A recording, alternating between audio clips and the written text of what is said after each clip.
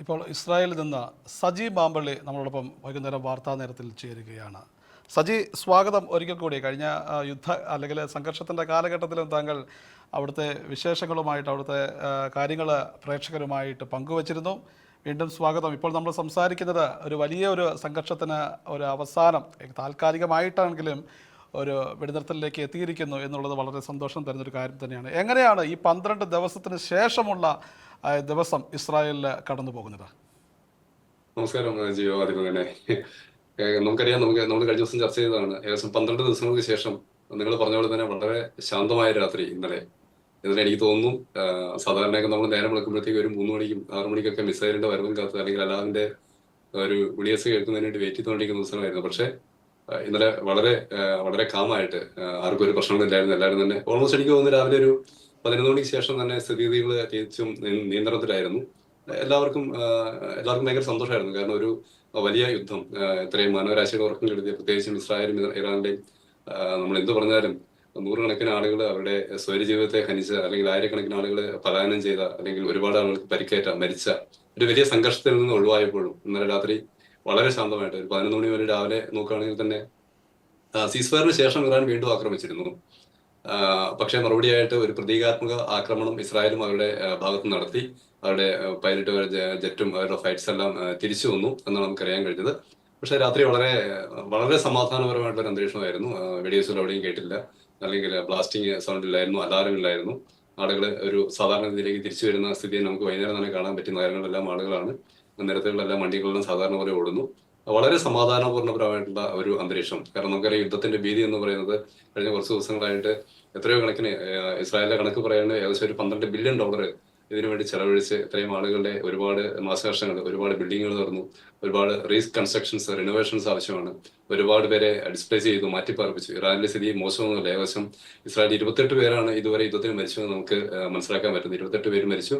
ഏകദേശം ഒരു 3200, 3300 അടുത്ത ആളുകൾക്ക് പരിക്കേറ്റുണ്ട്. വിവിധ സിവിയർ ആയിട്ടും അല്ലാതെയൊക്കെ പരിക്കേറ്റ ആളുകളുണ്ട്. നേരെ കുറച്ച് നമ്മൾ ഇറാനിലേക്ക് പോവുകയാണെങ്കിൽ ഇതിലും എത്രയോ ഡെത്ത് ടോൾ എന്ന് പറയുന്നത് ഏകദേശം 1074 പേര്, ഏകദേശം 1100 താഴെ ആളുകൾ മരിക്കുകയും അത്രയും തന്നെ ഏകദേശം 3500 ആളുകൾ അടുത്ത് പരിക്കേൽക്കുകയും, നമ്മൾ ബാക്കി കാഷ്വാലിറ്റി ഒഴികെ ബാക്കി ഒരു ഡിസ്ട്രക്ഷന്റെ കണക്കെടുത്താൽ കഴിഞ്ഞാൽ ഇസ്രായേലിന് സംഭവിച്ചതിന്റെ എത്രയോ ഇരട്ടി ആഘാതമാണ് ഇറാന്റെ മണ്ണിൽ സംഭവിച്ചിരിക്കുന്നത്. അവരുടെ സ്റ്റേറ്റ് ഏജൻസികൾ തകർക്കപ്പെട്ടു, അവരുടെ ആർമി ബേസുകൾ, IRGCയുടെ ഒരുപാട് അവരുടെ കേന്ദ്രങ്ങൾ തകർക്കപ്പെട്ടു, ഭീകരരുടെ ഒന്നും നാശനം ചെയ്യാൻ പറ്റി. അവരുടെ തന്നെ ഇറാന്റെ ദേശീയതയ്ക്ക് കനത്ത ആഘാതം എന്ന് പറയാൻ നമുക്ക് പറയാൻ പറ്റും. കാരണം ഒരുപാട് ശാസ്ത്രജ്ഞന്മാർ, ഏകദേശം 29ഓളം ഏറ്റവും മികച്ച ശാസ്ത്രജ്ഞന്മാരാണ് ഏകദേശം ആദ്യത്തെ ദിവസം തന്നെ, വാറിന്റെ ആദ്യത്തെ ദിവസം തന്നെ കൊല്ലപ്പെടുന്നത്. അതിനുശേഷം എത്രയോ സൈനിക കമാൻഡർമാര്, അവരുടെ ഉയർന്ന നേതാക്കന്മാരൊക്കെ മരിച്ചു നമുക്കറിയാൻ പറ്റും. അപ്പം അത് എല്ലാ അർത്ഥത്തിലും മാനവരാശിക്ക് ഏറ്റവും ദുഃഖവും നമുക്കൊക്കെ കടുത്ത, നമുക്കറിയാം കഴിഞ്ഞ ദിവസം ഇന്നലെ മിനിയാന്നൊക്കെ ആയിട്ട് ഏകദേശം മിഡിൽ ഈസ്റ്റിന്റെ എല്ലാ സ്ഥലങ്ങളിലേക്കും യുദ്ധഭീതി ഉണ്ടായിരുന്നു. അമേരിക്ക ഇടപെട്ടതിനെ തുടർന്ന് ഖത്തർ ആക്രമിച്ചു.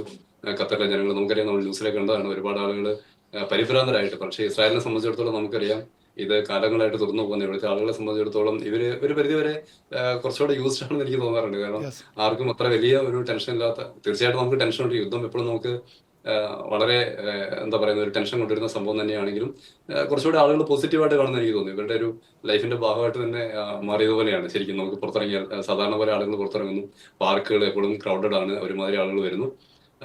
മികച്ച സംവിധാനങ്ങൾ, അതായത് നമുക്കറിയാൻ പറ്റുന്ന കണക്കുകൾ എന്ന് പറയുന്നത് ഏകദേശം 90% വിക്ഷേപണങ്ങളും, അതായത് ബാലിസ്റ്റിക് മിസൈലുകളാണ്, ഡ്രോണുകളാണെങ്കിലും 90% ഭംഗിയായിട്ട് ഇന്റർസെപ്റ്റ് ചെയ്യാൻ കഴിഞ്ഞു എന്നുള്ളതാണ് ഇസ്രായേലിന്റെ ഏറ്റവും വലിയ മികവായിട്ട് നമ്മൾ കണക്കാക്കുന്നത്. അതുകൊണ്ട് തന്നെയാണ് ഈ രാജ്യത്തോട് നമുക്ക് പറയാൻ, നമുക്ക് അത്ര സേഫ് ആണ് നമ്മൾ പറയാം. ലോകത്തിലെ ഏറ്റവും വലിയ സേഫസ്റ്റ് ആയിട്ടുള്ള രാജ്യങ്ങളൊന്നായിട്ട് ഇസ്രായേൽ മാറുന്നതിന്റെ പ്രധാനപ്പെട്ട കാര്യം അതിലേക്ക് തന്നെയാണ് വരുന്നത്. നമ്മുടെ നാട്ടിലെ മാധ്യമങ്ങളും സോഷ്യൽ മീഡിയയിലൊക്കെ ഇങ്ങനെ 3 രാജ്യങ്ങളുടെ പക്ഷത്തു നിന്നും ആളുകൾ വിജയം അവകാശപ്പെടുന്നുണ്ട്. സജിക്ക് എന്താണ് തോന്നുന്നത്? ഇസ്രായേലിൽ നിന്ന് നോക്കുമ്പോൾ ഇസ്രായേലിൻ്റെ ശരിക്കും തികച്ചും ഈ ഒരു ഈ ഓപ്പറേഷൻ റൈസിംഗ് ലയൺ വിജയപ്രദമായിരുന്നോ എന്ന് സജി കണക്ക്? തീർച്ചയായിട്ടും 100% വിജയകരമായിരുന്നു നമുക്ക് പറയാൻ പറ്റും. കാരണം ഇറാനാണ് സീസ്ഫയറിന് വേണ്ടി ആദ്യം ഡിമാൻഡ് ചെയ്യുന്നത്. പക്ഷെ എനിക്ക് തോന്നുന്നു അവരുടെ കാരണമായിട്ട് അമേരിക്ക ആക്രമിക്കാൻ വേണ്ടി ഒരു മൂന്നാം ശക്തിയുടെ അധിനിവേശത്തിന് വേണ്ടി വെയിറ്റ് ചെയ്ത പോലെ നമുക്ക് തോന്നി. അവരുടെ ഫോട്ടോ ആണെന്നില്ല കേന്ദ്രങ്ങളും ഒക്കെ നമുക്ക് കണ്ടാണ്. കഴിഞ്ഞ ദിവസം അമേരിക്കയും ഇസ്രായേലും കൂടി ഒരുമിച്ച് ആക്രമിച്ചതിന് ശേഷം അവർ ഒരു സീസ്ഫയറിന് വേണ്ടി വെയിറ്റ് ചെയ്യുന്നത് തോന്നി. ഇറാനാണ് ആദ്യമേ സീസ്ഫയറിന് വേണ്ടി അമേരിക്കയോട് റിക്വസ്റ്റ് ചെയ്യുന്നതും അമേരിക്ക ഇസ്രായേലിന്റെ മേൽ സമ്മർദ്ദം ചെലുത്തുന്നതും അങ്ങനെ ഇവിടുത്തെ പ്രധാനമന്ത്രി അതിനുവേണ്ടി സമ്മതിക്കുകയൊക്കെ ചെയ്യുന്നത്. തികച്ചും ഇസ്രായേൽ എല്ലാ അർത്ഥത്തിലും ഡൊമിനേറ്റ് ചെയ്ത, എല്ലാ അർത്ഥത്തിലും കംപ്ലീറ്റ്ലി ഡൊമിനേറ്റ് ചെയ്ത ഒരു വാർ തന്നെയായിരുന്നു. നമുക്ക് ഈ കാഷ്വാലിറ്റീസും അതുപോലെ തന്നെ ബാക്കി നശീകരണങ്ങളൊക്കെ നമുക്ക് നോക്കിയാൽ തന്നെ മനസ്സിലാകും. ഏതർത്ഥത്തിൽ നോക്കിയാലും ഇസ്രായേൽ ആയിരുന്നു ഡൊമിനേറ്റ് ചെയ്തിരുന്നത്. വാർ കംപ്ലീറ്റ്ലി ഡൊമിനേറ്റ് ചെയ്ത ഇസ്രായേൽ തന്നെയായിരുന്നു. യെസ്. നമ്മുടെ ഇപ്പം ഹോം ഫ്രണ്ട് കമാൻഡിൻ്റെ പുതിയ നിർദ്ദേശങ്ങളൊക്കെ പുറത്തു വന്നിട്ടുണ്ട്. അപ്പോൾ നിങ്ങൾക്ക് അവിടെ ജോലി ചെയ്യുന്ന നമ്മുടെ ഇന്ത്യക്കാർക്ക് സംബന്ധിച്ച് എന്തെങ്കിലും നിർദ്ദേശങ്ങൾ ഏജൻസിയിൽ നിന്നോ അല്ലെങ്കിൽ വർക്ക് ചെയ്യുന്ന എന്തെങ്കിലും സ്ഥാപനങ്ങളിൽ നിന്നോ നമുക്ക് ലഭിച്ചിട്ടുണ്ടോ? ഹോം ഫ്രണ്ട് കമാൻഡിന്റെ നമ്മളൊരു ഔദ്യോഗികമായിട്ട് അവരുടെ സൈറ്റിൽ നോക്കി കഴിഞ്ഞാൽ അവരുടെ ഒരു വിവരം നമുക്ക് അറിയാൻ പറ്റുന്നത് ഏകദേശം 21,000-ഓളം അലർട്ടുകൾ ഈ 12 ദിവസങ്ങളിൽ ഇവിടുത്തെ പൗരന്മാർക്ക് കൊടുത്തിട്ടുണ്ട്. നമ്മൾ വളരെ അത്ഭുതപ്പെടുന്ന ഒരു കണക്കാണത്. 21,000-ഓളം അലർട്ടുകൾ, അതായത് നമ്മളെപ്പോലുള്ള ആളുകളെ സേഫ് ആക്കുന്നതിന് വേണ്ടി, ഇവിടുത്തെ പൗരന്മാരെ സേഫ് ആക്കുന്നതിന് വേണ്ടി അത്രയും അലർട്ട് കൊടുത്തു. കാരണം നമുക്കതിന്റെ കാരണം മനസ്സിലാകുന്നത് അവരുടെ ഇന്റർസെപ്ഷൻ റേഷ്യോ തന്നെ നോക്കിക്കഴിഞ്ഞാൽ മനസ്സിലാകും. 550-ഓളം ബാലിസ്റ്റിക് മിസൈലുകൾ അവര് എന്താ പറയുക ലോഞ്ച് ചെയ്തതിൽ 90%-ഓളം ബാലിസ്റ്റിക് മിസൈലുകൾ 90%-ഓളം ബാലിസ്റ്റിക് മിസൈലുകൾ ഇന്റർസെപ്റ്റ് ചെയ്യപ്പെട്ടു. ഏകദേശം വെറും 35-ഓളം മിസൈലുകൾ മാത്രമാണ് ജനവാസ കേന്ദ്രങ്ങളിൽ പതിക്കുകയും അല്ലെങ്കിൽ ബാക്കിയുള്ള ഒഴിഞ്ഞ സ്ഥലങ്ങളിലൊക്കെ പതിക്കുകയും ചെയ്തത്. അപ്പൊ അതിനർത്ഥം ഏറ്റവും മികച്ച സംവിധാനം തന്നെയാണ്. സേഫ്റ്റിയുടെ കാര്യത്തിൽ ഇത്രയും അലർട്ടായി നിൽക്കുന്ന, ഇത്രയും ആളുകളെ ഏകോപിപ്പിച്ച് ഒരു ഭരണകൂടം തന്നെ ഈ രാജ്യം മുഴുവൻ ഏകോപിപ്പിച്ച് കൊണ്ടുനടക്കുന്ന ഒരു ഹോം ഫ്രണ്ട് കമാൻഡ് നടത്തിയ ഒരു ഇടപെടൽ എന്ന് പറയുന്നത് വളരെ വളരെ സുദീർഘമായിട്ടുള്ള ഒന്ന് തന്നെയാണ്. സജി, മറ്റ് അവിടുത്തെ നമ്മുടെ ഇസ്രായേൽ പൗരന്മാരോട് ഇടപെടുമ്പോൾ സംസാരിക്കുമ്പോൾ ഈ ഒരു വെടിനിർത്തൽ നിലവിൽ വന്നതിന് ശേഷം അവരുടെ ഒരു പ്രതികരണം എങ്ങനെയാണ് ഈ ഒരു സീസ് ഫയറിനെ സംബന്ധിച്ച്?